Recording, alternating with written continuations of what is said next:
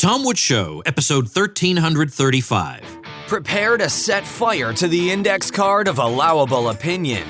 Your daily dose of liberty education starts here. The Tom Woods Show.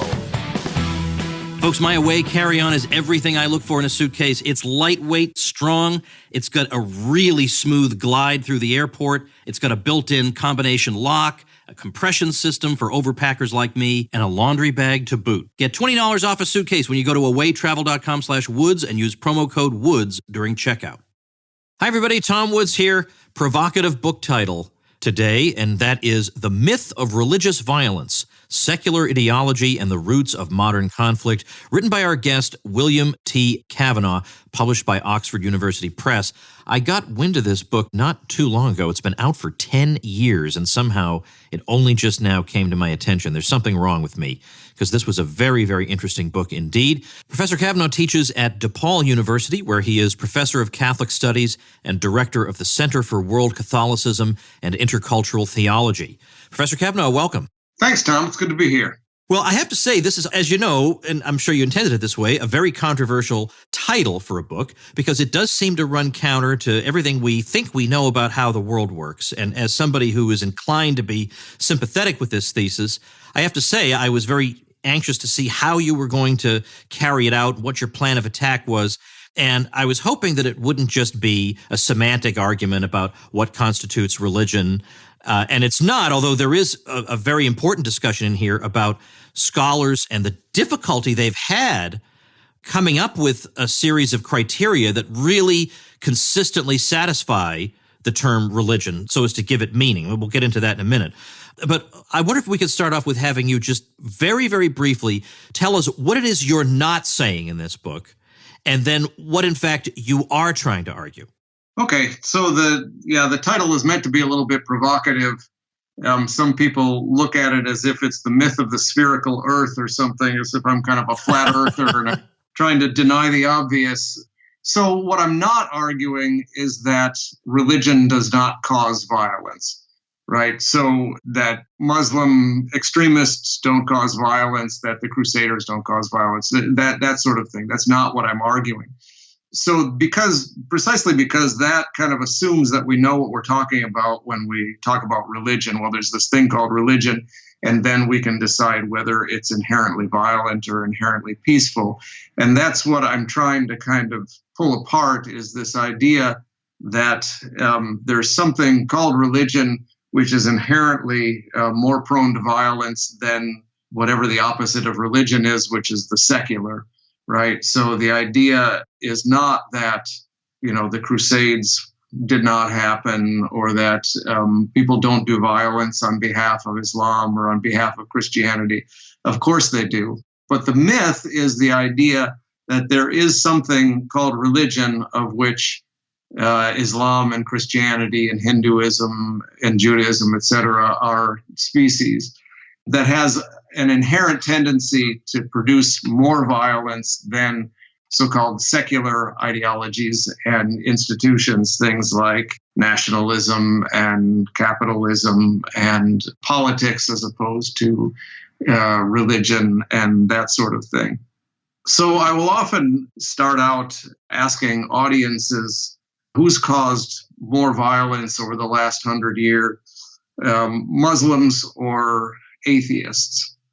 And the answer is atheists, and it's not even close. And because the estimates of deaths under officially atheist Marxist regimes range from a low of 70 million to a high of 120 million. And so I look then at what people do with that fact and discover that there's all kinds of sleight of hand that go on. So people that argue that religion has an inherent tendency to produce violence, people like Christopher Hitchens, for example, will just take all that violence done on behalf of atheist regimes and declare that that counts as religion too, because it's totalitarianism, Hitchens says, is inherently a religious impulse because it is, I can't remember his exact argument, because it's absolutist, and absolutism is inherently a kind of religious impulse. And so I begin to look at these categories of religious and secular and find that things are constantly getting smuggled across the border in both directions. And then so what I end up arguing is that there is no inherent difference between so-called secular and so-called religious ideologies in terms of violence. People do violence for all sorts of things. They can kill for gods, but they can also kill for flags and for the workers' revolution and for nations and land and oil and so on. And so we need a more nuanced and empirical approach to the whole question of violence. You have a chapter where you're going through and discussing the work of numerous scholars in the area of religion. And you're looking at the way they've tried to define this term in a way that includes all the particular religions that we believe belong to that class, but would at the same time exclude things that we do not think to be religion. It turns out to be extremely difficult, if not impossible, to do. And I had not fully realized that until reading, I can't remember exactly which one, I bet it was more than one. As I was reading through the scholars and they're listing their criteria, each one of them sounded like American nationalism would satisfy exactly those things. Because American nationalism involves symbolism and ritual and belief in certain principles that are empirically non-verifiable. I mean, all men are created equal is a metaphysical proposition. It's not something you learn in a laboratory. So I was quite surprised at this. But at the same time, I can understand why people would say, all right, maybe scholars have a tough time with it, but I'm the man on the street. I've got street corner common sense. I know religion when I see it. And it's when people, they have a set of beliefs that can't be empirically verified, that have to do with ultimate meaning in life, and that generally involve a God. And it turns out that even that man on the street definition doesn't work. Yeah, that's right. And one of the reasons it doesn't work is because a lot of things that we consider to be religion don't have gods as a kind of central concept. There's a lot of forms of Buddhism, for example, Taoism, that don't have God or gods as a central concept. And so the whole argument that religion causes violence depends on a concept of religion that can be kind of neatly circumscribed, so that you've got religion over here and secularism over there, or secular ideologies over there.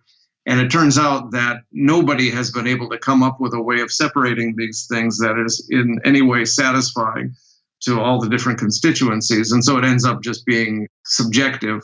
It ends up, people come up with their definitions so that they can include the things they want to include under religion and exclude the things that they don't want to include under religion. And so the interesting question to me is looking at the political reasons and other reasons why people want to create categories in the way that they do create categories. And so a lot of people are adamant that nationalism, American nationalism, for example, is not a religion. Well, why? Why do they insist on that? And there are a lot of good reasons to do that, one of which is you don't want to set up American nationalism as a competitor to Christianity. And so Christians who think that it's perfectly justifiable to kill for the flag, they justify this and they save themselves from the charge of idolatry by saying, no, this is not a religious thing. This is a purely secular thing, and my religion is something over here called Christianity. I want to move into the wars of religion. I mean, we're skipping some material. Actually, you know what? Before we do that, this actually struck me on page 89 because it's a description. It follows up on what you just said. We talk about Hinduism. And what struck me about it is, in particular here, and I think Buddhism, you point out that up until maybe the 19th century, the people who practiced these things wouldn't have thought, we are practicing something called religion, and it consists of the following characteristics. They wouldn't have thought that way, but that it was Westerners observing these peoples who imposed this category, particularly Enlightenment Westerners, who think of religion as this external set of observances that are separate from our daily lives. And so they took this way of looking at the world. They encountered these other peoples, and they just forced it on there. And so here in the book, you say, You list things that Hinduism lacks. It has no founder, no prophets, no creed, no dogma, no system of theology, no single moral code, no uniquely authoritative scripture, no ecclesiastical organization, and the concept of a God is not centrally important. Well, that does make it problematic. Now, on the other hand, couldn't we then just say, all right, look, it's true that it's hard to make one definition stick. So couldn't we instead just look at the three great monotheistic religions and say that they in particular have some kind of warlike characteristic to them, granting that we can't apply a religious definition that satisfies all religions, so-called? Couldn't we just say that these three have some kind of problem? Because that's really where we look to we don't really worry about Buddhist monks causing problems most of the time. So why don't we just focus on the three monotheistic religions and say they're similar enough that we could, maybe we could call it religion with a star or something. We have a new term for it and say these things seem to cause violence. Sure. Well, those who think that Buddhists are all like Richard Gere are oftentimes surprised to see the kind of Buddhist violence that you find in Myanmar today, for example. So the idea that Buddhists are inherently peaceful and Christians and Jews and Muslims are not, I think, is extremely questionable. The Prime Minister of Sri Lanka was assassinated by a Buddhist monk in the 1960s. But this idea, you could make an argument that there's something inherent in monotheism, for example, and people have made that kind of argument. So you shift the argument then to being an argument about monotheism. And you look at Islam and Christianity and Judaism as a special case. That's a different type of argument entirely. And that's not the argument that I was addressing in this book. The argument in the book that I'm addressing is the argument that there's something called religion, which is inherently violent. And that's the argument that has made it into our judicial system, into our political discourse, into journalistic discourse, and so on. The idea that there's this split between religious and secular. And so that's the argument that I'm addressing in this book. The argument about whether or not monotheism has a tendency to cause violence is a completely separate argument. And it's not the argument around which all of our political and legal institutions are framed. We're framed around the question of religious and secular. So that's a different question.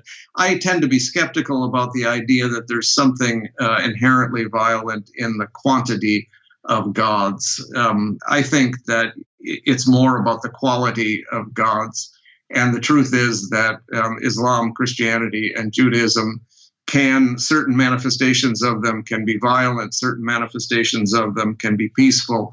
And it doesn't do any good to kind of tar them all with a kind of broad brush, that you always need to be looking under very specific circumstances. How did Wahhabist Islam develop in the 18th century? Under what conditions, and under what conditions has this militancy evolved? And then you need to begin asking questions. Well, it evolved. This kind of militancy evolved under conditions of Western colonialism, and so now the blame begins to get spread around a little bit. But that's another argument. But what I would argue in general is that the more specific and more empirically based you can get, the more you're likely to stumble onto an interesting argument rather than these kind of broad brush arguments. So Islam is violent or religion is violent or something like that. Those kinds of arguments tend to be useless at best and dangerous at worst. Let me ask one more thing before we go on to the wars of religion. A lot of times people will say, well, it's because religion, so-called, is non-rational. Of course, these people are going to be impossible to deal with because we have no common language we can speak to them in, because they've got concepts that are not subject to empirical verification. And here we are being rational and secular and skeptical, and we can't even talk to each other. So if we have a conflict, it has to come to blows. Right. Yeah. There's two ways to approach that question. The first is the idea that so-called religions are non-rational. there are long traditions of rationality and scholastic theology and so on in Christianity and in Islam and in Judaism. So the idea that these are somehow irrational, I mean, you read through the Thomas Aquinas' Summa Theologiae and then tell me that it's irrational. I think it's absurd. I mean, it's an absurd caricature. And then the other side of the argument, the idea that secular things are inherently rational and therefore peaceful, is also extraordinarily questionable at best. The idea that people who kill for the flag, for example, are acting rationally just because it doesn't have anything to do with an explicitly named God is ridiculous. And if you look at the literature around nationalism as a religion, Carlton Hayes's book, Nationalism, a Religion, where he lays out the case for treating it as a religion, or Robert Bella's idea of civil religion, it makes it clear that patriotism, nationalism behaves exactly in the same way as so-called religions do. And there is a non-rational element to it, an element of devotion to something whose meaning can't be kind of explained in purely rational terms. If you look at some of the literature on consumerism and the way consumer items are treated, for example, there's a whole vast literature on consumerism as a kind of religion because it treats objects, purely material objects, as having this kind of totemic value through which people construct their identity, which is very similar to, the way icons are treated in certain kinds of Christianity and so on. And so once you begin to look at these caricatures, they tend to kind of melt and the boundaries between religious and secular tend to fade. Folks, just a quick note about what turns out to be, apparently, the most memorable turn of phrase I have used to promote anything, and that is the expression, king of the airport. And that is exactly what you feel like with your away suitcase and how I feel with my away carry-on. People saw me with it aboard the Contra Cruise. I gave them a nice demonstration, and there was one time when I couldn't find my away carry-on, and my family was asking me, well, what difference does it make? Just use any old suitcase. I said, what? And so I went and I said, look, it's made out of premium German polycarbonate, so it's super durable yet lightweight, and it's got this amazing compression system that helps overpackers like me, and it's got 4 360-degree spinner wheels that make it coast like you're on air, and I've just on and on and on. It's got this removable laundry bag. I had all the talking points off the top of my head. I love this thing. It also makes a great gift. Nobody's expecting it as a gift, but then when they get it, they say, yes, I did need this. And guess what? I got a discount for you. For $20 off a suitcase, visit awaytravel.com/woods and use promo code WOODS during checkout. That's $20 off a suitcase at awaytravel.com/woods when you use promo code WOODS at checkout. All right, now I'd like to go on to the so-called wars of religion, because these are cited as the definitive proof of the thesis. And I count 44 bullet points that you came up with to show that the reality of the wars of religion is, it's not just that it's more complicated than you'd think it is, it's that it's the opposite of what it would have to be for the standard understanding of these wars to be correct. That, well, of course, Catholics versus Protestants, they both have their ridiculous ideas that nobody cares about, but that they think really matter, so they fight about them, and that's what we fully expect. That has nothing to do with the so-called wars of religion. Right. Yeah, I mean, this came upon me. This was actually my first published article, and it came out of a paper that I did as a graduate student. I was we were reading all of these arguments that the wars of religion were the foundation of liberal social orders.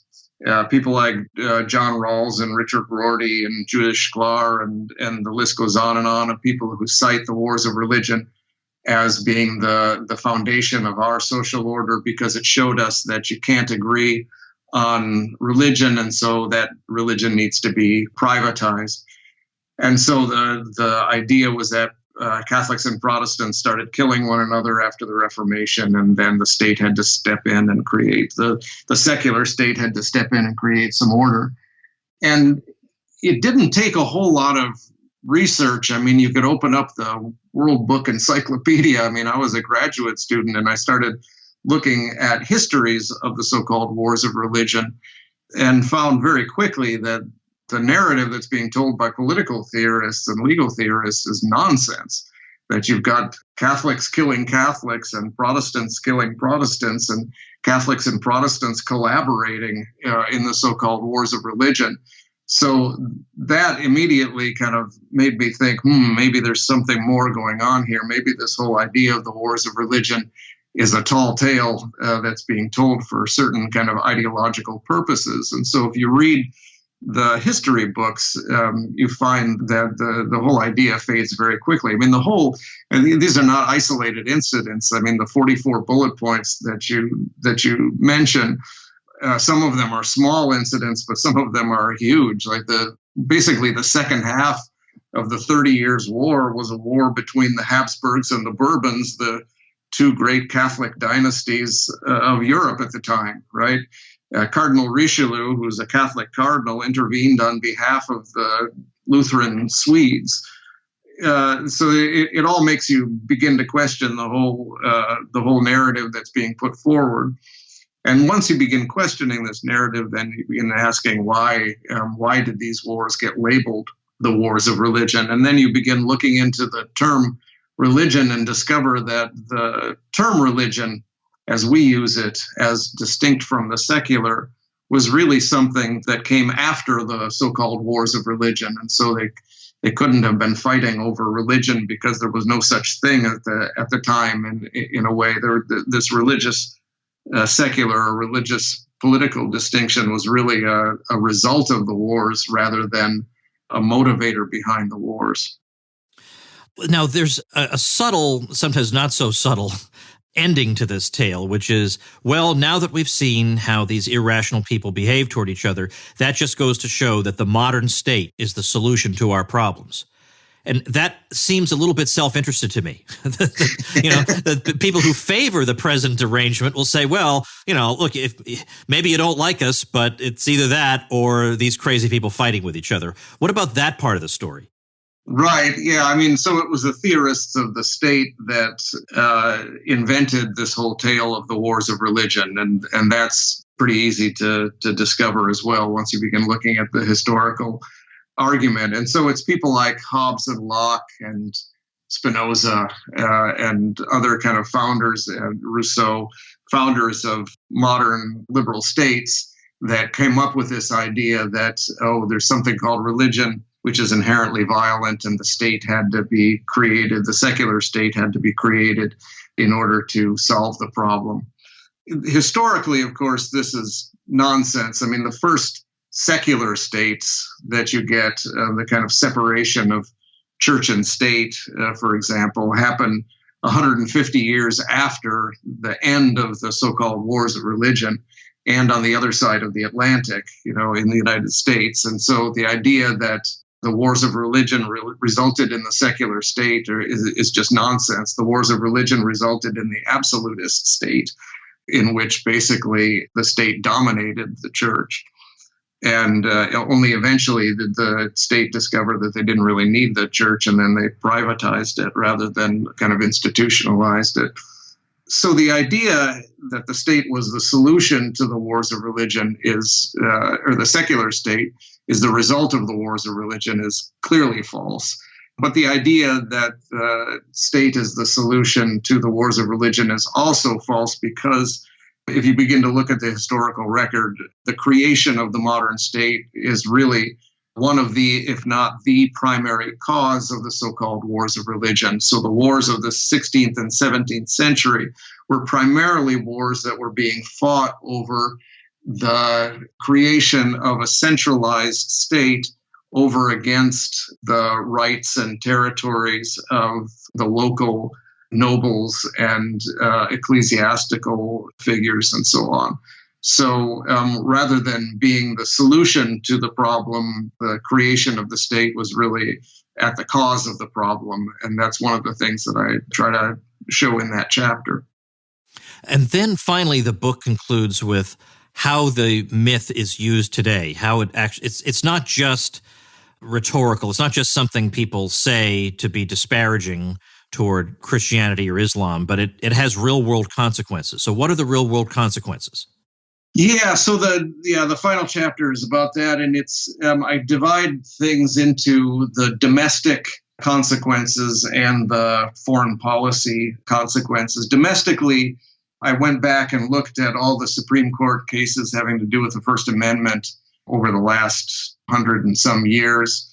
And what you find is that something called religion, up until about 1940, is invoked in Supreme Court cases as a unifying impulse in American society.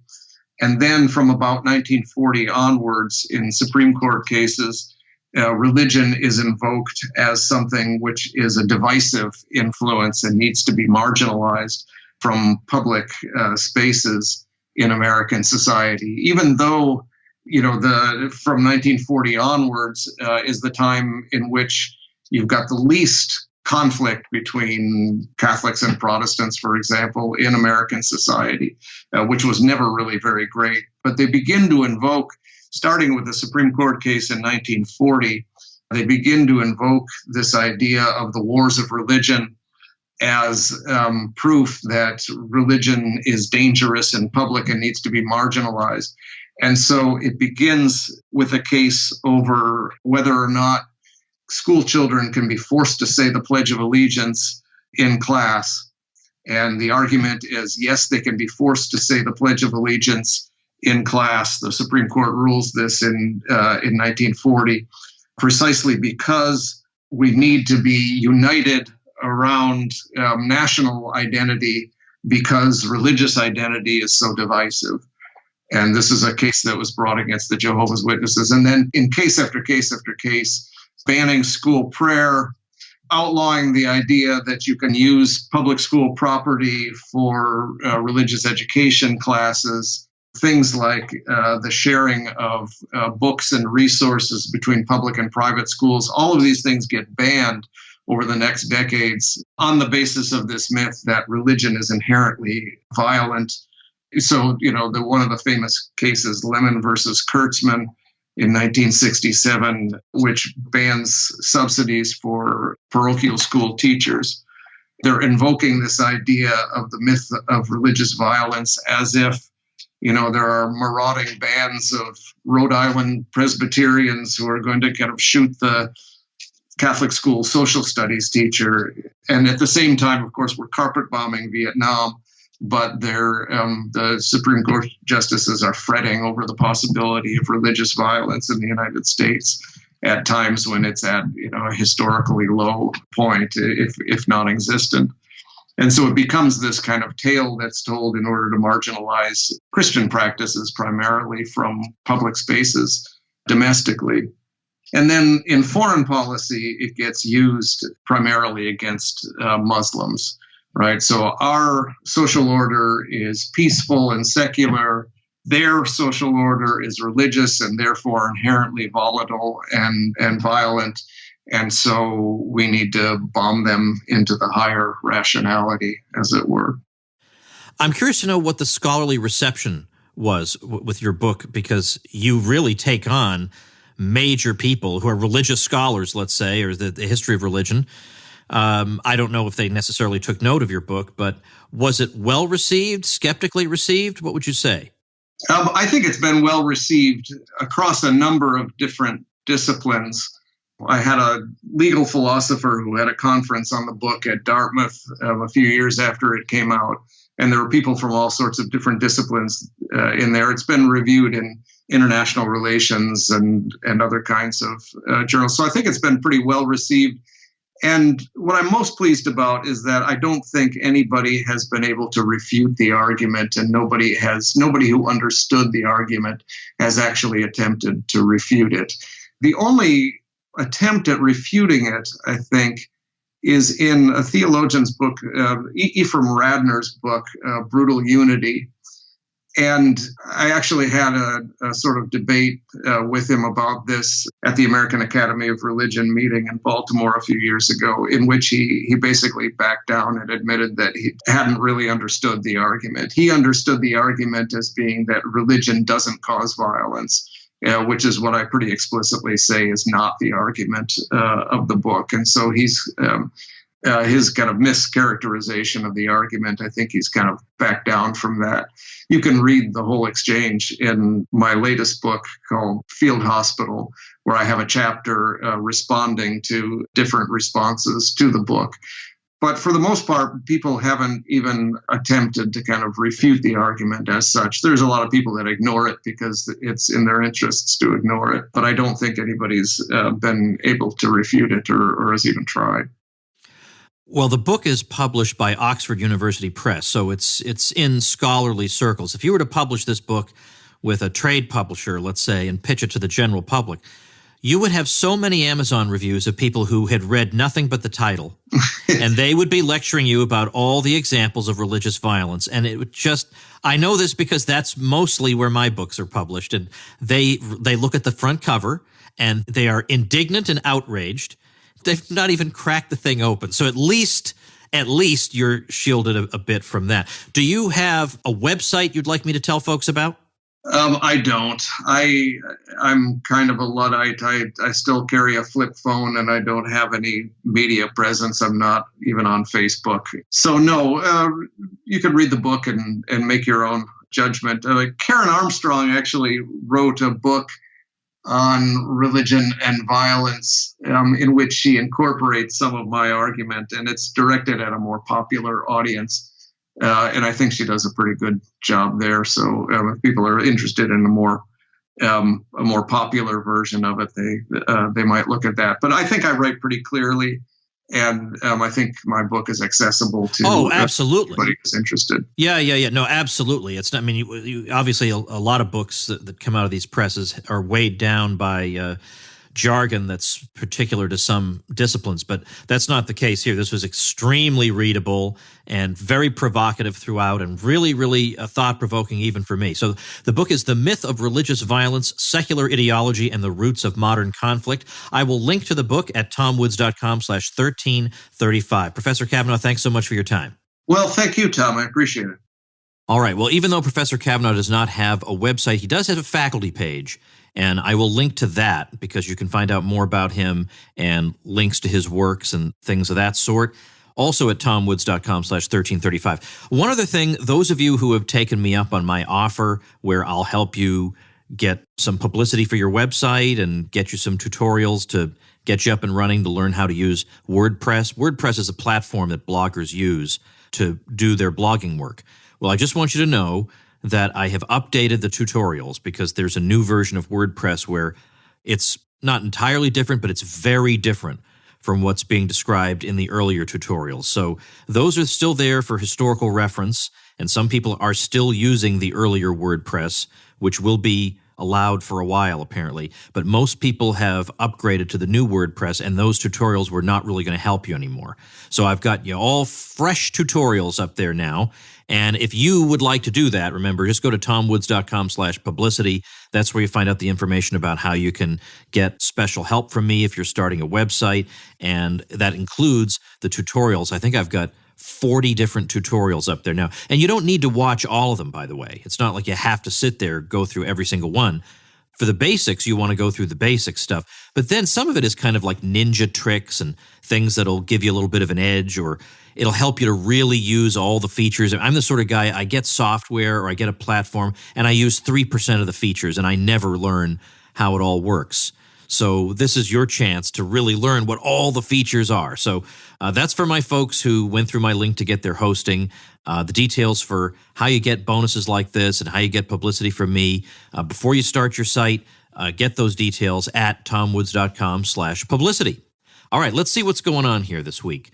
Did I tell you that Walter Block was coming back on? I got Josh Blackman coming on. Then I got Walter Block. And I think I did mention that. Walter and I are going to talk about, some of those challenging topics, even more challenging than who will build the roads. Really, really challenging libertarian topics. So we're going to have a lot of fun doing that. So make sure you subscribe, tomwoods.com/iTunes. Spread the word to your friends by posting the links on social media, letting them know that there is a Monday through Friday libertarian podcast that'll give them a nice, interesting briefing on a daily basis. Thanks so much. See you tomorrow. Become a smarter libertarian in just 30 minutes a day. Visit TomWoods.com to subscribe to the show for free, and we'll see you next time.